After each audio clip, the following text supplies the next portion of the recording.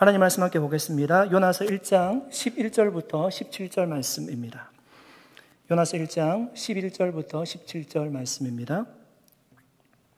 말씀 교독으로 읽도록 하겠습니다. 제가 11절 말씀 읽겠습니다. 바다가 점점 흉흉한지라 무리가 그에게 이르되 우리가 너를 어떻게 하여야 바다가 우리를 위하여 잔잔하겠느냐 하니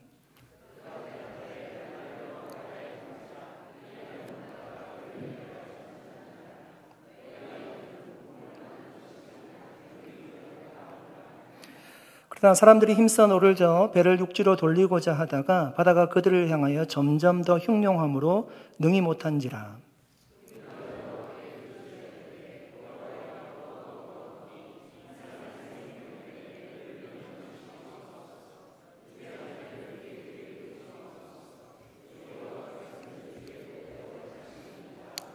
요나를 들어 바다에 던짐에 바다가 뛰노는 것이 곧 그친지라.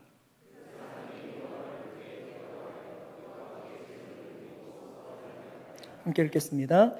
여호와께서 이미 큰 물고기를 예비하사 요나를 삼키게 하셨으므로 요나가 밤낮 3일을 물고기 뱃속에 있으니라.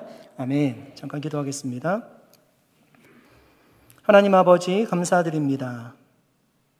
사무엘이 고백하였듯이 주님 말씀하옵소서 주의 종이 듣겠나이다 라는 마음으로 이 시간 주님의 말씀을 듣기를 원합니다. 하나님 이 시간 우리에게 말씀하여 주시옵소서. 그 말씀으로 치유와 회복이 있게 하시고 주님의 뜻을 깨닫게 하여 주시옵소서. 감사드리며 예수님의 이름으로 기도드립니다. 아멘. 동부에 있을 때 펜실베니아 랭캐스터에 있는 사인 앤 사운드라는 뮤지컬 극장을 방문한 적이 있습니다. 많은 사람들이 제가 동부에서 이제 목회를 시작할 때 그곳을 추천했기 때문에 요나 뮤지컬을 보러 제가 그곳을 방문했습니다. 그런데 사실은 그렇게 기대하지는 않았습니다.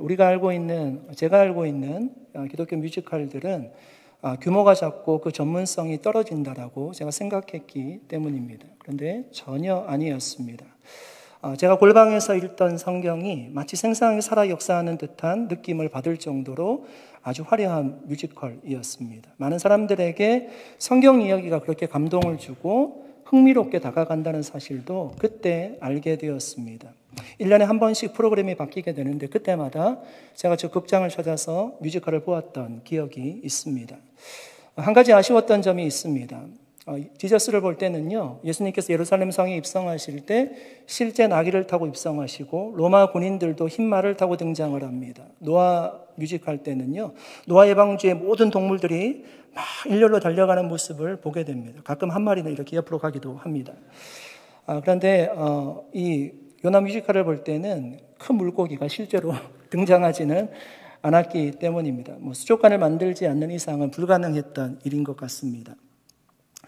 요나가 배를 타고요 다시스로 갈 때에 순풍이 불었습니다. 아마 요나가 느끼기에는 평상시보다 다시스로 훨씬 더 빨리 자신을 데려다 줄 줄로 생각했을 것입니다. 그래서 배 밑창에 내려가서요 자리를 잡고 아무에게도 방해받지 않으려고 깊이 잠을 청했습니다. 그런데 그 바람은요 순풍이 아니라 요나를 깨우는 폭풍이 되었습니다.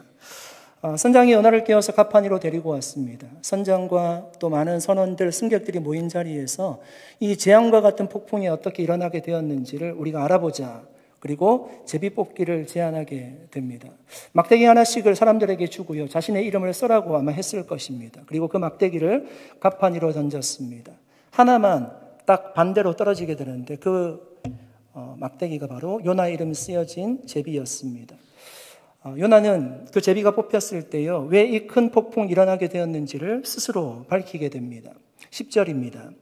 자기가 여호와의 얼굴을 피함인 줄을 그들에게 말하였으므로 무리가 알고 심히 두려워하이르되 내가 어찌하여 그렇게 행하였느냐 하니라. 여러분 이 폭풍의 원인이요 요나가 여호와의 낯을 피하여 도망했기 때문에 이 폭풍이 일게 되었다는 얘기입니다. 여러분 사람들이 이 얘기를 듣고 굉장히 두려워했습니다. 왜냐하면 신이 준 폭풍이라면 우리가 어찌할 수 없다라는 그 두려움이 있었기 때문입니다. 우리가 어찌할 수 없고 배는 깨지게 될 것이고 우리는 당장이라도 죽게 될 것이라는 그 두려움이 그들에게 엄습해왔기 때문입니다.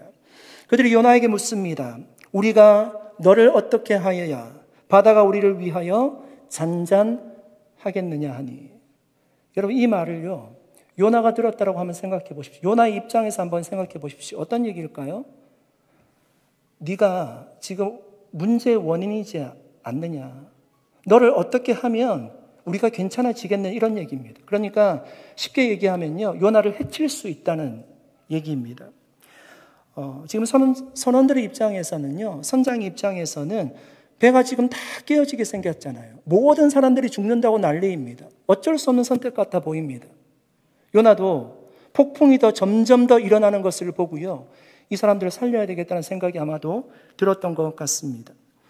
그래서 그런 해결책을 요나가 먼저 제안했습니다. 12절입니다. 요나가 이렇게 얘기하죠. 그가 대답하되 나를 들어 바다에 던지라.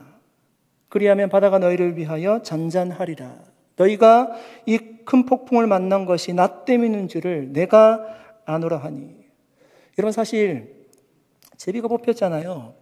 요나가 사실대로 얘기하지 않을 수도 있을 것입니다.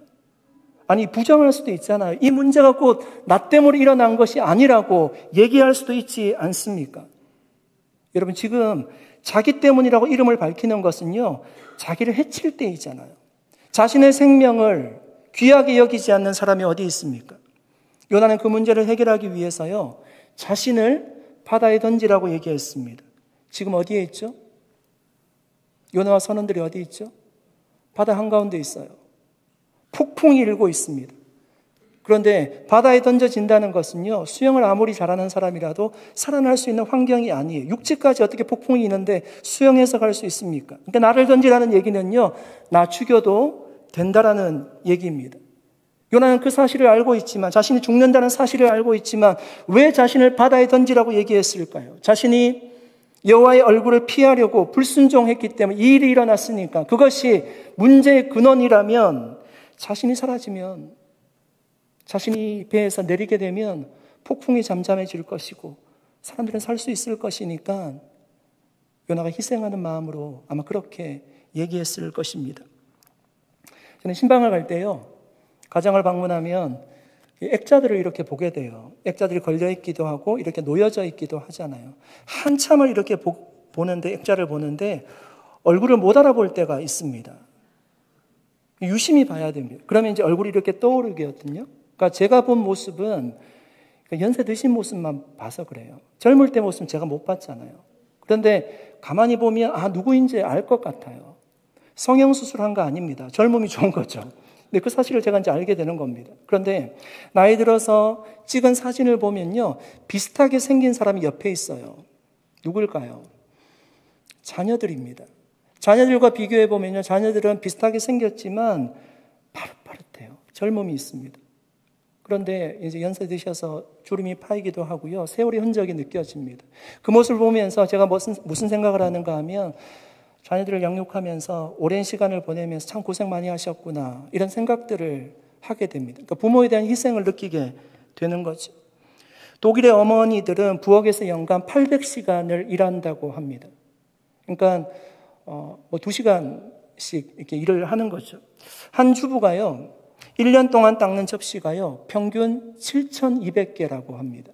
그러니까 이것을 쌓으면요, 에펠탑보다 높은 높이라고 해요. 한국의 어머님들은 국그릇, 밥그릇을 사용하니까 아마 쌓으면 훨씬 더 높게 쌓을 것입니다.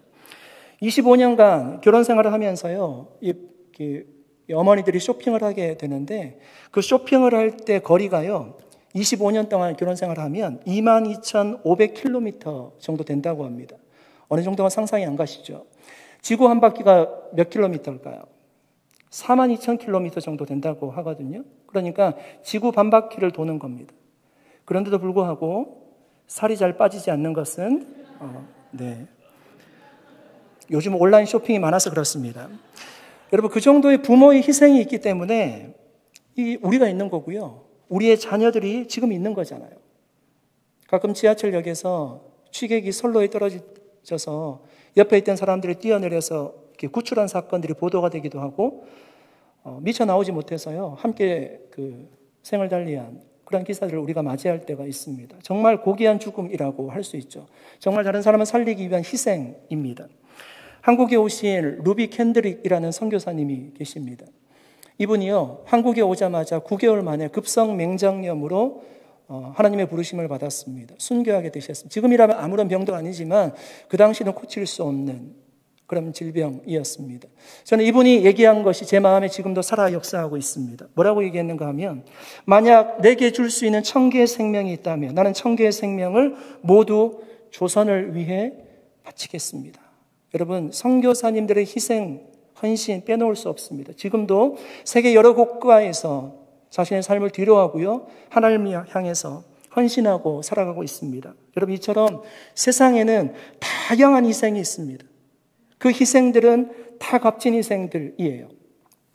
요나는 지금 여러분 어떤 마음으로 자신을 바다에 던지라고 얘기하고 있을까요? 자기 희생으로요, 이 문제를 해결하고자 하는 겁니다. 자기로부터 발발한 문제라면 자기가 없어지면 이것이 해결될 거다, 그렇게 판단을 한 것 같습니다. 여러분, 얼마나 본받을 모습입니까? 오늘날 여러분 이 사건이요, 사람들에게 보도된다라고 한번 생각해 보십시오. 여러 사람들이 SNS에 포스팅할 겁니다. 한 사람이 죽음으로 많은 사람을 살린 위인으로 그를 요나를 유명인사로 만들었을 것입니다. 그런데 배에 있는 사람들이요, 나를 던지라, 요나의 그 얘기를 듣고요, 요나를 바다에 던지지 못합니다. 그리고 이렇게 얘기합니다. 13절 말씀 읽어보겠습니다. 그러나 그 사람들이 힘써 노를 저어 배를 육지로 돌리고자 하다가 바다가 그들을 향하여 점점 더 흉흉함으로 능히 못한지라. 연민의 마음이었을까요? 아니면 요나와 함께 이 배에서 생을 달려도 된다라는 공감대가 형성이 되었을까요? 아니면 요나의 말에 감동이라도 하게 되었을까요? 그들은 요나를 바다에 던지지 않고요, 노를 저어서요, 배가 육지까지 닿도록 노력했다라고 합니다. 열심히 노를 저었습니다. 그들이 생각할 때 육지가 그렇게 멀지 않았다라고 판단한 것 같습니다. 왜 그들은 여러분 요나를 바다에 던지지 않았을까요? 이것이 간단한 방법이지 않습니까? 한 생명을 희생하고요, 자신이 살아난다는 것이 어쩌면 윤리적으로, 도덕적으로 이것이 문제가 있다라고 판단했을까요? 아니면 요나가 하나님의 사람인데 그 하나님의 사람을 바다에 던지게 되면 이 하나님이 우리에게 폭풍을 주셨는데 더 큰 진노가 우리에게 있게 될 것이라고 두려웠기 때문일까요? 사랑하는 여러분, 여러분의 위기를 만났을 때 어떻게 그 위기를 극복하셨습니까? 사람들이 위기를 만날 때요, 그 위기를 극복하기 위해서요, 최선을 다하는 삶을 삽니다. 자기가 가진 모든 자원을 동원해서요, 모든 방법을 동원해서 그 문제를 해결하고자 노력하죠. 지금 배 위에 있는 사람들의 모습이 딱 그런 모습입니다. 그들은 최선을 다해서 배를 육지로 돌리고자 했습니다. 그러나 배를 조금도 육지를 돌리지 못했습니다. 폭풍이 너무나 거셌기 때문에. 폭풍이 더욱더 흉흉했노라고 얘기하고 있습니다. 그들이 최선을 다해서 노력하고 힘을 써도 왜 안 되었던 걸까요? 여러분, 그 위기는 하나님이 주신 위기였기 때문이에요. 요나의 자기 희생으로도 그 폭풍을 잠잠하게 할 수 없어요.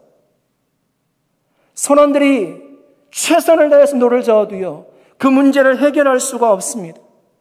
그 위기를 해결할 정답은요, 요나도 선원들도 이미 알고 있습니다. 여러분, 요나가 얘기했잖아요. 이 폭풍이 왜 불게 되었는지 얘기했잖아요. 폭풍이 왜 불게 되었지? 요나가 여호와의 얼굴을 피하여 도망갔기 때문입니다. 그러면 정답은 나온 거 아닙니까? 이 폭풍 문제를 해결하려면 어떻게 해야 되죠?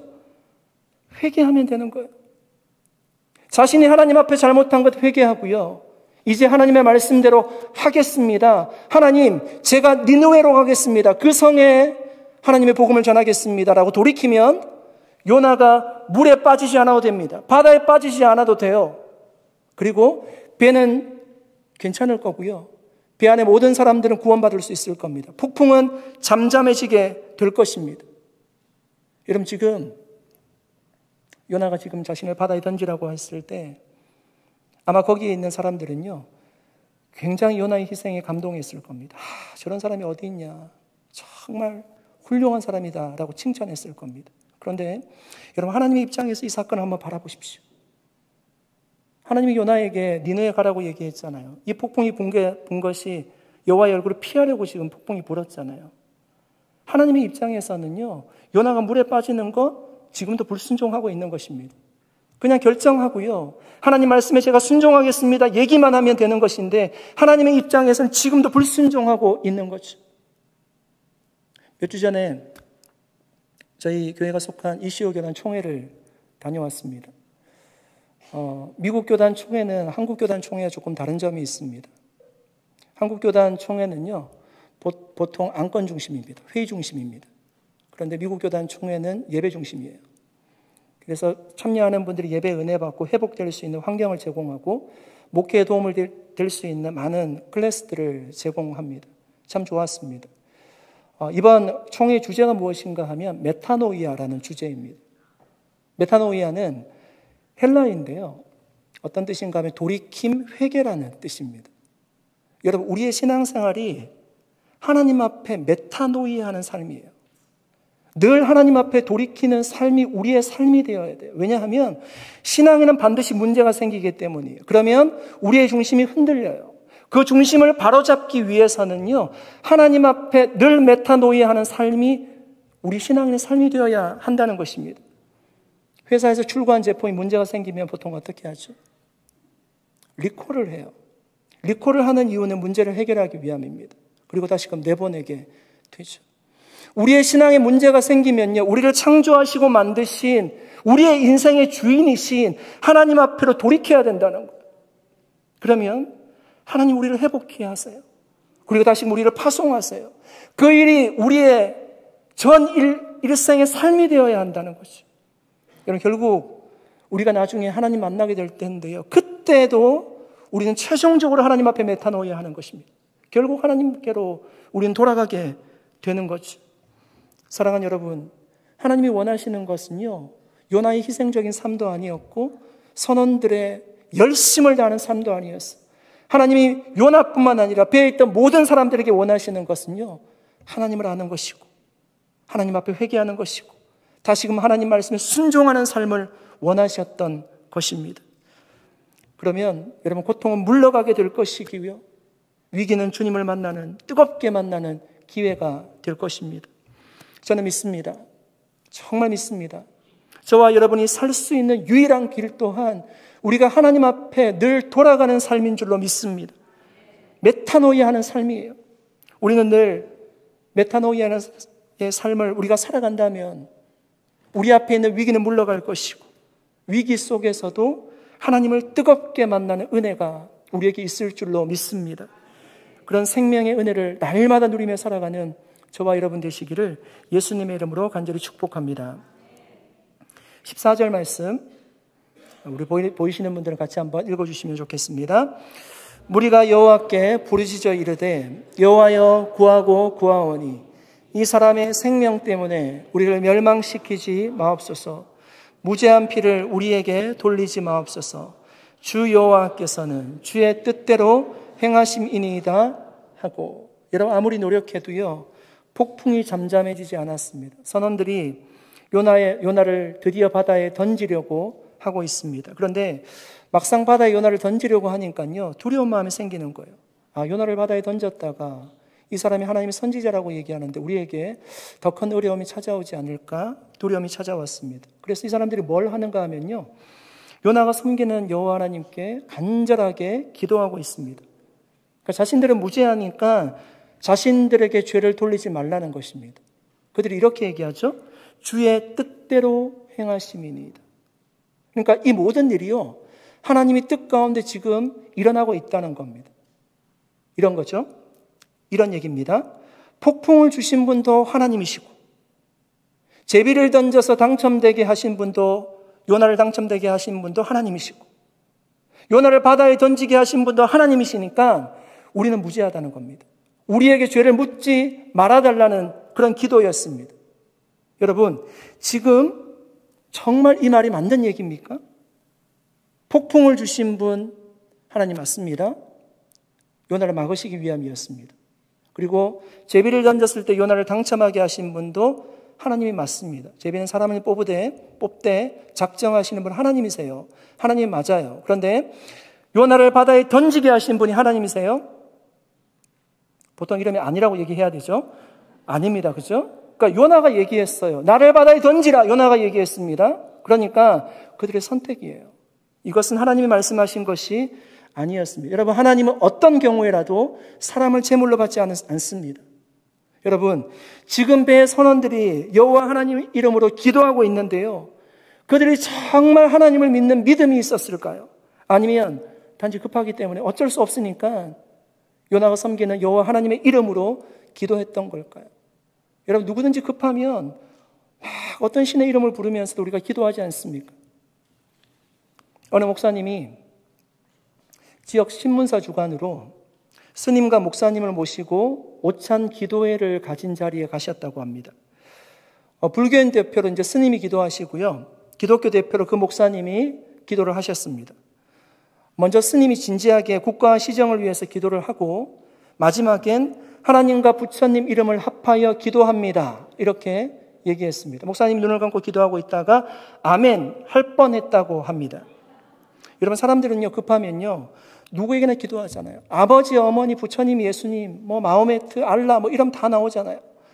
그냥 달을 보고 빌기도 하고 나무에다가 빌기도 하고 그것이 우리에게 종교심이 있기 때문에 뭔가를 의지하고자 하는 마음이 우리에게 있기 때문입니다. 지푸라기라도 잡고 싶은 심정으로 이 문제가 해결된다면 어떤 신에게도 기도하는 거죠. 여러분, 배의 선원들이 그런 심정으로 여호와의 이름을 부르면서 기도했을까요? 저는요, 이 본문을 준비하고 이렇게 묵상하면서 약간 신학적인 고민들이 제 안에 생겼습니다. 사실 기도는 우리가 알다시피 하나님의 자녀들이 하나님께 드릴 수 있습니다. 그러니까 신학성경에 의하면 예수님을 믿는 사람이 여호와의 이름으로, 그러니까 예수 그리스도의 이름으로 하나님 앞에 기도를 할 수 있습니다. 그런데 오늘 본문에 보니까 하나님이 선원들의 부족한 기도를 들으셨다는 거예요. 폭풍이 잠잠해졌어요. 결국 그들은 자신의 잘못을 회개하고요, 하나님을 믿게 된 것 같습니다. 16절 말씀입니다. 그 사람들이 여호와를 크게 두려워하여 여호와께 제물을 드리고 서원을 하였더라. 요나를 바다에 던지고 나니까요, 이 사람들이 큰 두려움이 생겼어요.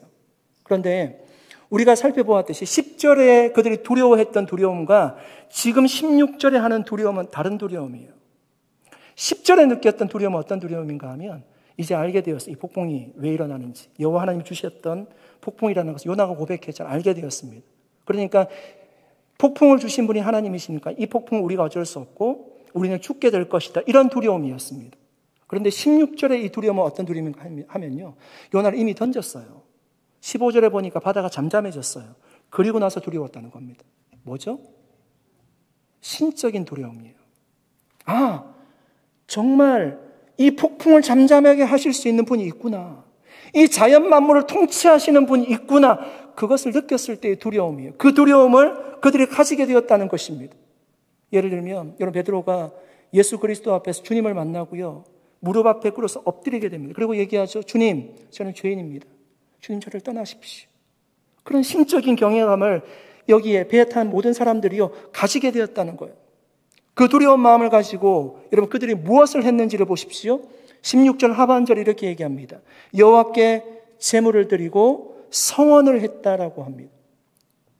여러분, 이 말씀을 그냥 쑥 읽고 나가면요, 그렇지, 이렇게 우리가 이해할 수 있지만 학자들은 이렇게 해석을 합니다.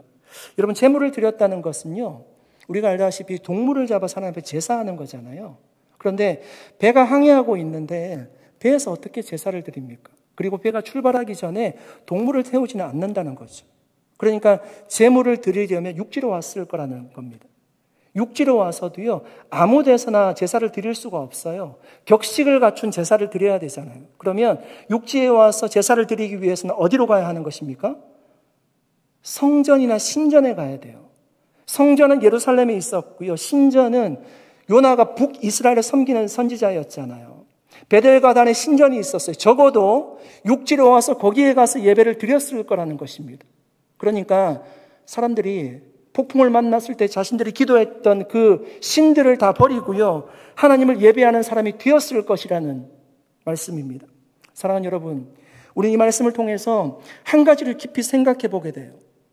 올바른 기도는 하나님의 자녀들만이 할 수 있습니다. 이것은 변하지 않는 진리예요. 그러나 하나님의 자녀가 아닐지라도 하나님이 여호와의 이름으로 기도하는 그 기도를요, 듣고 계신다는 사실이에요. 여러분, 생각해 보십시오. 니느웨에 있는 사람들이 지금 고통 속에서 막 호소하는 소리가 하나님 앞에 상달되었다라고 하잖아요. 배에 탄 사람들이요, 고통 속에 부르짖는 그 소리를 하나님이 받으셨다는 것입니다. 여러분, 이 말씀 속에서요, 기도에 대한 자신감을 가지게 돼요. 여러분, 나의 믿음이 연약할 때, 정말 어려울 때, 힘들 때 기도가 나오지 않습니다. 어떻게 기도해야 될지도 모르겠습니다. 그런데 걱정할 것이 없는 이유는 하나님이 우리의 작은 신음소리도 듣고 계신다는 사실인 줄 믿습니다. 방법이 중요한 것이 아니에요. 진실한 마음이 중요한 거예요. 그 문제를 해결하고자 하는 진실한 마음으로 우리가 하나님 앞에 나아가면 하나님이 그 소리를 들으시고 응답하신다는 말씀입니다. 여러분, 저와 여러분이 이 말씀 마음에 새기고요, 캄캄한 어둠 속에 있을지라도 주님이 우리의 기도를 듣고 계신다는 그 사실 앞에 우리가 무릎 꿇고 하나님 앞에 기도할 수 있는, 그래서 구원의 은혜를 경험할 수 있는 저와 여러분 되시기를 예수님의 이름으로 간절히 축복합니다. 17절 말씀입니다. 여호와께서 이미 큰 물고기를 예비하사 요나를 삼키게 하셨으므로 요나가 밤낮 3일을 물고기 뱃속에서 있느니라. 과학과 신학이 대화를 합니다. 과학은 어떤 물고기가 요나를 삼켰는지에 대해서 늘 궁금해했습니다. 반면 신학은 요나의 이적에 대해서 과학으로 증명하려는 시도는 무의미한 것이고 성경 내용을 그대로 믿어야 한다라고 주장했습니다. 여러분 어떠세요? 과학에 가까우십니까? 아니면 신학에 가까우십니까? 성경의 모든 내용을요, 과학에 근거해서 설명할 수는 없습니다. 그렇다고 신학 또한 배타성만을 고집해서요, 아무런 얘기를 듣지 않는 것도 고집스러운 이야기입니다. 김용준 교수라는 분이 이런 얘기를 했는데 제 마음에 와닿았습니다. 과학 없는 종교는 미신에 불과하고 종교 없는 과학은 흉기와 같다. 과학 없는 종교는 미신에 불과하고 종교 없는 과학은 흉기와 같다. 과학과 신학이 서로 존중할 수 있어야 한다는 얘기입니다. 여러분, 물고기가 사람을 삼키는 것이 가능할까요? 삼켜진 사람이요, 다시금 살아나는 것이 가능할까요? 한 3분 껐다 하셨습니다. 네. 여러분, 성경적으로는 그것이요, 사실이에요. 예수님이 그렇게 비유하셨잖아요. 자신이 십자가를 지시고 부활하실 것을요, 요나 사건에 비유하세요. 요나가 물고기 뱃속에 있다가 살아난 것을 예수님 비유하시죠. 마태복음 12장 40절입니다. 요나가 밤낮 사흘 동안 큰 물고기 뱃속에 있었던 것 같이 인자도 밤낮 사흘 동안 땅속에 있으리라. 그러니까 예수님이 예로 드셨으니까 요나 사건은 사실입니다. 그런데 여러분, 과학적으로도 증명할 만한 사건들이 있었다는 것을 우리가 찾을 수 있습니다. 2021년에요, 이런 사건이 있었습니다. 미국 매사추세츠주에 마이클 패커트라는 사람이요, 가재잡이인데 40년 동안 가재잡이를 한 사람입니다. 그날도 가재잡이를 하러 갔고 이 스쿠버 다이빙 장비를 입고요, 가재를 잡기 위해서 이제 바다에 뛰어들었습니다. 이렇게 쭉 계속 내려가는데 갑자기 쿵 하는 소리가 들리고 이렇게 굉장히 어지러우면서 뭔가 쑥 빨려 들어가는 느낌을 가졌습니다. 눈을 떠보니까 아무것도 보이지 않는 것입니다. 그래서 이제 이렇게 주변을 이렇게 더듬어 보니까 물고기 뱃속이라는 것을 알게 되었습니다. 혹등고래 뱃속으로 이제 들어간 것입니다. 당연히 그 사람은 이제 죽을 줄 알았는데 갑자기 이제 혹등고래가 이렇게 이제 뛰어오르면서 그 사람을 이렇게 토해낸 것입니다. 이제 고래도 이게 내가 먹을 게 아니다 이렇게 생각했던 것 같습니다.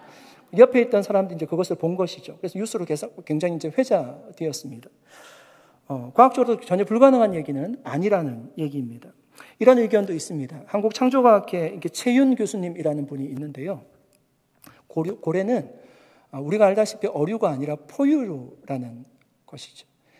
그래서 이제 요나를 삼킨 물고기가 아마 고래가 아닐 것이다라고 이제 주장하는데, 이분만 주장하는 것이 아니라 여러분이 주장을 하세요. 그러니까 당시로 따지면요, 이게 분류학이 그렇게 이제 이렇게 발달을 하지 않았기 때문에 사람들이 이제 그냥 바다에 있는 것을 다 물고기로 생각할 수는 있었겠다라고 얘기는 합니다. 그런데 이제 이분이 어떻게 설명하시는가 하면, 그러니까 현재 다시스라고 하는 게 스페인이거든요. 그러니까 이스라엘에서 스페인으로 가기 위해서는 지중해를 통과해야 되는데, 지중해에는 고래 서식지가 많지 않대요. 그러니까 거기에는 무슨 서식지가 있는가 하면 상어 서식지가 많다라고 합니다. 그래서 이 요나를 삼킨 물고기가 아마 백상아리였을 거다, 이렇게 이제 주장하는 겁니다. 그러니까 백상아리가 크면 이제 6m 정도까지 큰다라고 하고요. 큰 입과 목구멍을 가지고 있기 때문에 바다 거북이와 바다 사자도 한 입에 삼킨다고 합니다. 그 이유를, 백상아리란 이유를요, 이분이 이렇게 설명합니다. 백상아리는 다른 상어와 달리 먹이를 자주 먹지 않기 때문에 위가 먹이로 채워져 있을 때보다 비어 있을 때가 더 많다는 거예요. 그러니까 공간이 충분했을 거다, 여유가 있었을 거다라고 얘기를 하고요. 대체로 잘 소화되지 않는 먹이를 삼켰을 때는 일단 그대로 위에 저장하고 있는 이게 생활 패턴이 있다라고 합니다. 그러니까 도저히 이렇게 소화를 시킬 수 없을 때는 토해내는 경우가 고래보다 훨씬 더 많다는 얘기입니다. 먹이가 1개월 이상이나 소화되지 않은 채 위에 저장하고 있는 모습이 발견된 적도 많다라고 합니다. 여러분, 고래인지 상어인지는 우리가 정확히 알 수 없습니다. 그러나 우리는 천지를 창조하신 하나님을 믿잖아요. 죽은 자도 살려내신 하나님을 믿잖아요. 우리는 이 사실을 믿는 것입니다. 요나의 말씀이 허공을 치는 신학적 외침이 아니라 과학으로도 전혀 불가능한 일이 아니라는 말씀입니다. 물론 여러분, 이 사건은 기적적인 사건이죠. 요나는 당연히 죽을 줄 알았습니다. 그러나 하나님은 큰 물고기를 예비하셨습니다. 여러분, 바다가 얼마나 큰 망망대해입니까? 요나를 바다에 던졌을 때 그 시간에 거기에 그 물고기가 있었습니다. 하나님이 요나를 구원하시려고요, 그 시간에 그 물고기를 보낸 것입니다. 기적은 물고기가 요나를 삼켰다는 것이 아니라 하나님이 물고기를 보내시고 요나를 구원하셨다는 것이 기적입니다. 하나님께서요, 물고기를 통해서 요나를 삼킨 것이 심판이 아니라 그것은 하나님의 구원의 방편이었다는 것입니다. 사랑하는 성도 여러분, 하나님은 우리를 그냥 바다에 내버리시는 분이 아니십니다. 하나님은 우리를 구원하시기를 기뻐하시는 분이신 줄로 믿습니다. 여러분, 물고기 뱃속과 같이 정말 앞이 보이지 않는 캄캄한 현실을 맞이하고 계십니까? 어떤 돌파구도 보이지 않습니까? 기도할 수 없는 상황이십니까? 문제를 어떻게 해결해야 될지 전혀 모르는 상황이십니까? 여러분, 하나님은 우리의 상황을 알고 계신데요, 듣고 계신데요, 보고 계신다라고 얘기합니다. 여러분, 우리가 기도하면 하나님이 큰 물고기, 우리가 예상하지 못했던 구원의 방법을 우리에게 허락해 주실 줄로 믿습니다. 정말 그 주님 믿으시고요. 여러분, 어떤 상황 속에서도 낙심하거나 좌절하지 마시기 바랍니다. 폭풍이는 바다 가운데 던져진 것 같은 그런 마음이 들지라도 우리를 구원하시는 그 주님을 늘 바라볼 수 있는 저와 여러분 되시기를 예수님의 이름으로 간절히 축복합니다. 정말 주님을 바라보고 기도함으로 그 정말 큰 물고기의 은혜를 우리도 경험할 수 있는 그런 은혜가 우리의 삶 가운데 늘 있게 되시기를 예수 그리스도 이름으로 간절히 축복합니다. 기도하겠습니다.